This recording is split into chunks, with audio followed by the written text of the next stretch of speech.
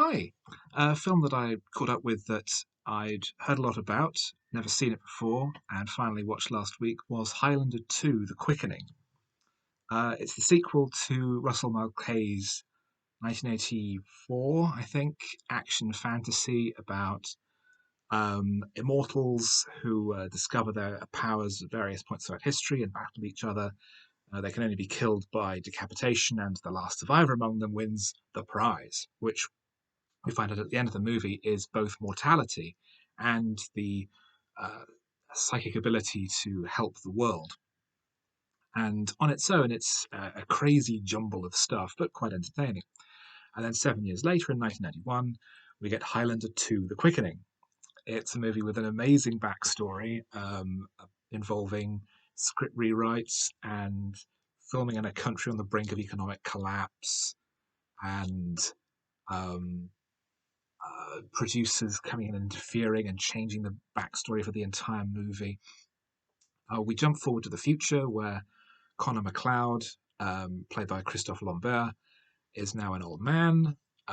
He's created a shield to protect the world from ultraviolet radiation, but the company that runs the shield has been using it to impose martial law all over the world. And at that point, suddenly the dictator of the planet where all the immortals are from, because now they're from space, decides to come to Earth to kill MacLeod. He sends two of his minions, who MacLeod kills, and with the quickening, which is the infusion of energy they get when they kill one of their fellow immortals, he becomes young again. He calls for help from his old friend Ramirez, played in the first film by Sean Connery, who is a Scotsman pretending to be a Spaniard, who is actually an Egyptian. That gets all forgotten about. Ramirez just comes back to life, having been killed in the first film, and then Sean Connery is there. And then there's a very heavily indebted to Blade Runner sci-fi action adventure. The film is borderline incoherent and a total mess. Having said that, it typifies the so bad it's good idea. It is so awful and such a total mess and full of bits that don't go anywhere. There's a scene where Sean Connery's character goes to a tailor and is fitted with a new suit, all in tartan, even though his character isn't Scottish. There's a scene where the villain arrives, crashes down to Earth into a tube train, which he hijacks and then drives up through the street in a long action sequence, which adds nothing to the story. And it's a short film. There's a love interest for Christophe Lambert's character, played by Virginia Madsen, Oscar nominee Virginia Madsen, I believe.